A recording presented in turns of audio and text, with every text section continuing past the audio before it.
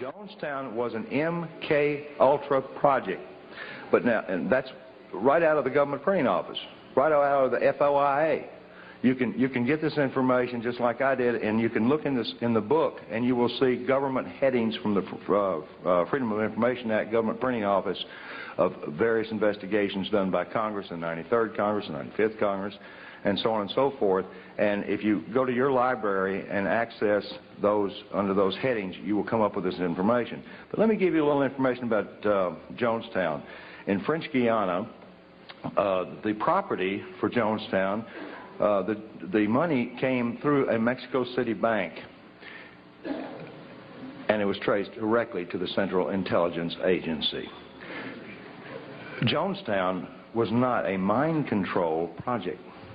Mind control had long since been perfected. Jonestown was a biological weapons project. And the worst part about this whole thing is there's two other projects twice the size that have been going on, that were going on in 1977, and they're still going on today. Now, that is very much reminiscent of the house of prostitution for little children that were being used in Washington, D.C. that you read about, and even in your, I don't want to call them newspapers anymore. Yeah, the birdcage liners. Thank you. But there was a house of prostitution that these congressmen were using that was using little children in there. Well, nobody ever thought to ask, what happened to the little children that were being used? I'll tell you, they were moved right down the street, 2.5 blocks away, to 3 other houses of prostitution that still operate to this day. It's interesting to note that Wayne Cox idolized Jim Jones. He also idolized Charles Manson. This is the same Wayne Cox that's down there in Chatham, Louisiana, an occult serial killer who is immune from prosecution right now. He's free for reasons of national security. What is the name of the Jesuit order you spoke about? I mentioned in the book that they referred to themselves, not only the Jesuits, but all of them at the top of this New World Order pyramid, as the Order of the Rose. Please discuss the connection between the New World Order and the dominant network media, for example, ABC, NBC, CBS, CNN, et cetera, et cetera, et cetera. Information control, folks, is mind control. Need I say more? What you hear and what you see is all you have to base your decisions upon. We're being brainwashed. Monarch and MK Ultra program started in 1953. Do you see? I don't know that. I didn't know that Monarch project started in 53. I'd be very interested in knowing how whoever wrote me this note knows that, if you want to speak to me later. Do you see any connections between government and Satanists? No, I see a direct correlation between satanic activity as well as blood traumas and other horrific types of abuse that is used as a part of their religious belief. But I don't downplay the subject of Satanism. It's just that when you say aliens did it, demons did it, I can't do anything about a demon. I can't do anything about an alien. I can do something about a human being that says they're a demon and says they're an alien. And you all can affect those kind of folks too. But I don't know of any way to go after a demon. And I don't know any way to go after an alien. And I'm not saying there's not aliens, and I'm not saying there's not demons. But I want to tell you all something. Every single patient up until about 1982 that was presented with dissociative identity disorder, or back in those days MPD, or multiple personality disorder, was diagnosed with demons, and they went right off the edge. And if that didn't get them, the how does that make you feel got them, or your session is up got them, when they were right in the middle of an abreaction. That's re-experiencing the trauma. So the poor patient was either going to be subjected to a exorcism by a good intention, in most cases, a religious person, or an exorcism of sorts from their therapist. because they didn't have any other information. They didn't know what they were looking at. They didn't realize the brainstem was scarred, very much like they have multiple sclerosis, and that you can get people to retrain the brain right through the auditory, but you can't say, let me get that demon out, or, oh, gee, I hope the alien doesn't come get you tonight, because you're reinforcing program. So no, I'm not downplaying Satanism. I'm not downplaying any sort of religious belief. What I am downplaying is a belief that it's something other than human beings. Take one. How much mind control is in the mass media? Mind manipulation in the media is extensive, and they're controlling us by controlling our information. The same way that they're controlling children through the information that they're being fed in the school system. To answer another question, yes, it is in our school systems now. And the computers have actually been changed where the history has been altered, and people like Thomas Jefferson even left out of history in order that our children be brought up with socialistic values. So just as our children are being manipulated in the school system, all of us are being manipulated through the medias. We need to be especially careful that when trauma occurs in this country, that we're not losing any more of our freedoms, that our freedoms aren't eroding further, because they know that the traumatic effects on your mind are making you more susceptible and more suggestible and receptive to whatever controls they want to implement. So we need to be very alert to this and very aware of it. Here's a good question. Are many FBI and CIA personnel under mind control? I've heard they are. These are incredibly good questions, y'all. And I'm going to answer this question the best way I know how. I don't personally know anybody under mind control working for the CIA or the FBI. I know a lot of them that are under information control. I do know this, that the CIA and the FBI recruits Mormons with favoritism who have just come off of their mission. Thank you. Now, these gentlemen are very receptive to taking orders. They are highly suggestible, and they are ones who I know are being manipulated. There is a disproportionate number of Mormons in both the FBI and the CIA. What do you think of Linda Blood's book, The New Satanists? Could you talk about Michael Aquino and his M.O.? Yes, absolutely. Michael Aquino is a primary mind control programmer of mine. Linda Blood is... By the way, he's a litigant, too. He sues everybody that ever talks about him. Including Linda Blood. Including Linda Blood, except us. Now, he got on national television and said, yeah, I know that, Mark Phillips. He is going to be the destruction of all organized religion in this country. Well, now there's an indictment. Michael Aquino is the founder of the occult temple of Set that's proliferating on our military bases. He is with the Psychological Warfare Division. Was with the Psychological Warfare Division. Some of his power is eroding thanks to the exposure that he's getting through people like Linda Blood. And it was my experience with Michael Aquino that he does not believe in the power of Satan. He does not believe in spirituality at all. That's not a part of what he does. What he does believe in is the power of trauma on the human mind and the compartmentalization of memory through high voltage stun guns. Aren't people able to see beyond mind control once they're controlled? Then it wouldn't be mind control. It'd be foot control or hand control or finger control or eye control. There's no conscious thought. There's no conscious awareness under mind control. You cannot think to get out of it. There's no reason to get out of it because you don't even think that you're being abused. You don't think. That's the simplest analogy I can give you. You are a reactionary robot. How do you get deprogrammed? With love, well, a lot of patience. The modality for doing that is in our book. It's a 15-step one, and no therapist can legally do it. I can, and I'm not doing it anymore. How come the powers that be haven't killed either of you? Two reasons. How many people in here believe in God? All right. Those that have your hand up know half of the reason. The other reason is we followed a very careful path to the proverbial barn. We did not make some of the mistakes that some of our predecessors have, for instance, in the Inslaw case and others.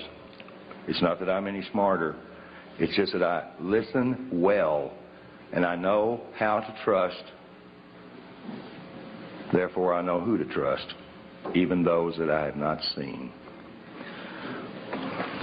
Another reason, too, would be they've got so many fires to stomp out now, and people bringing truth out that, you know, we're just one of many. And besides, you know, stopping us is not going to suppress the truth. Were you ever at the Bohemian Club in Northern California? Yes. There's a chapter in the book pertaining to Bohemian Grove and some of the meetings that went on there between the politicians and world leaders that were involved. That's a place that needs to be exposed for exactly what it is.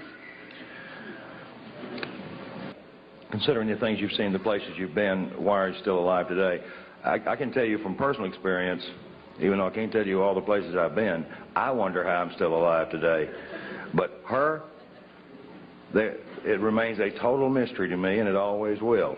Now, her body bears the scars. She has some of the things that they can't take away, they can't deny. Like Mr. Byrd, if he were undressed before Congress and the nation, there are things he can't deny. And Mr. Cheney as well. But there are undeniable scars that this lady carries that are not on her mind. They're on her brainstem, all over her body, thousands of stun gun scars, and a vaginal mutilation that defies the worst horror story you can imagine. Now, those are things that people don't do to themselves. Now, I had a CIA boy. He said, you know, FBI believes she had that done to herself. I said, of course she did, with a pocket knife, moron. I said, how in the world would anybody even find anybody evil enough to do something like that? And I tracked it down. It's an ancient Egyptian practice taught to Michael Aquino.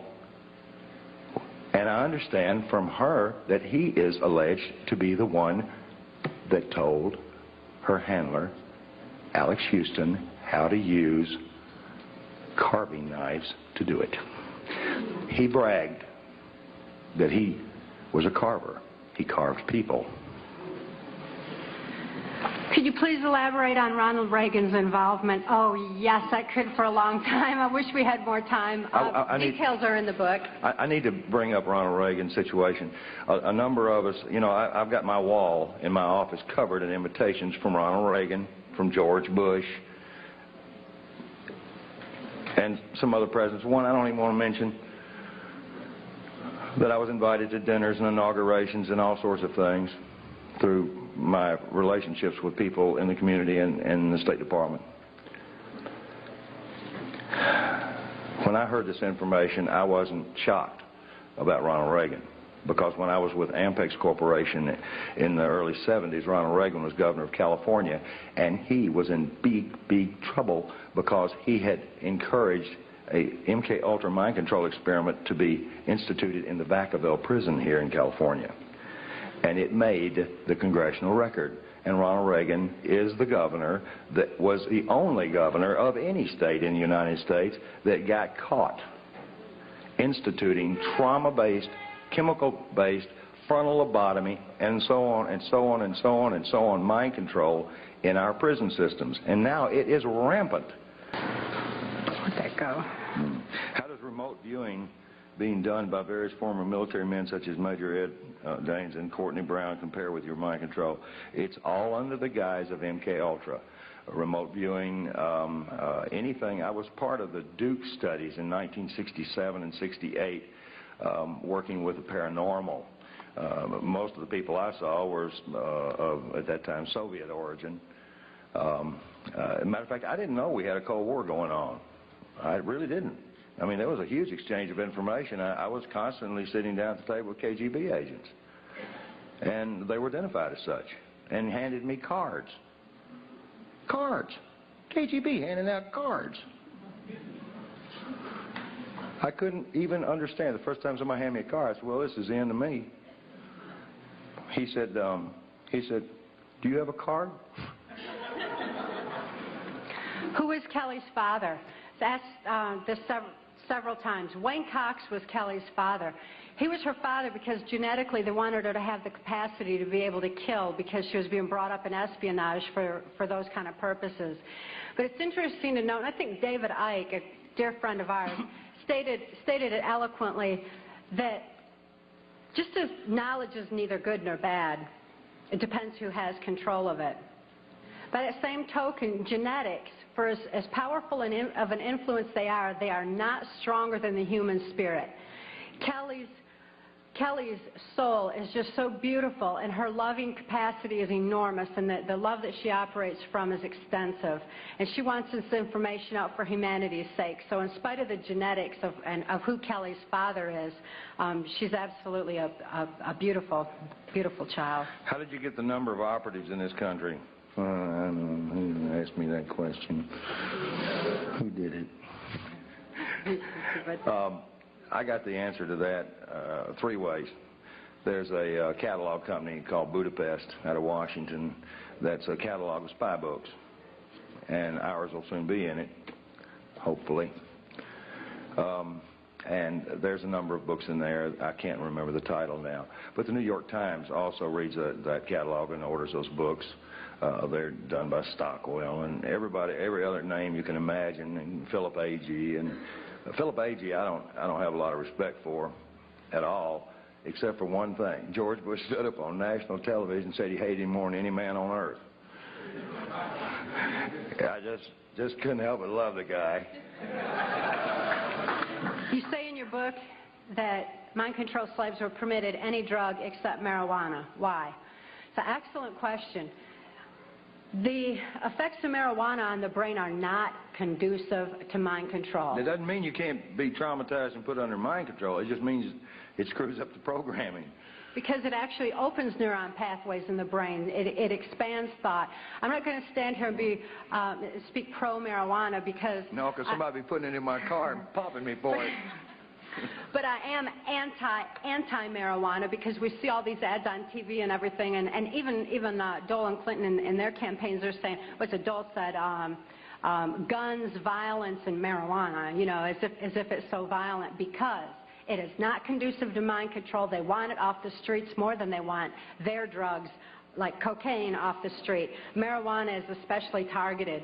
I don't promote the use of marijuana as a Band-Aid for mind control because, again, knowledge is our only defense against it.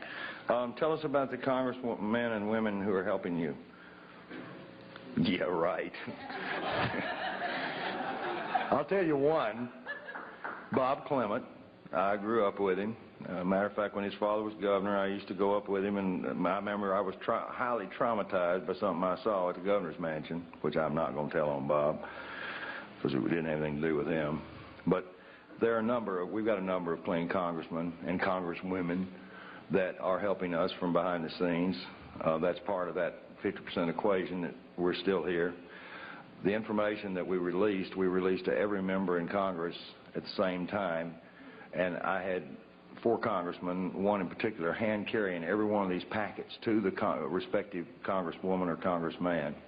That took a lot of effort on their behalf and a lot of nerve, since at that time I did not have all that information validated, but they had received information from members of the Justice Department and from U.S. Customs that Cathy O'Brien was a valid case, and that they were able to validate more than half of what was in that packet. George Bush was handed a packet, and George Bush, he's nasty with me. He said I threatened his life, which is farther saying the truth, because the congressman that delivered it happened to have been a lawyer. They were trying every way on earth to indict me for everything you can imagine. But the bottom line was, this particular congressman said that he'd wear a sandwich sign before the news media, if that was going to be the case.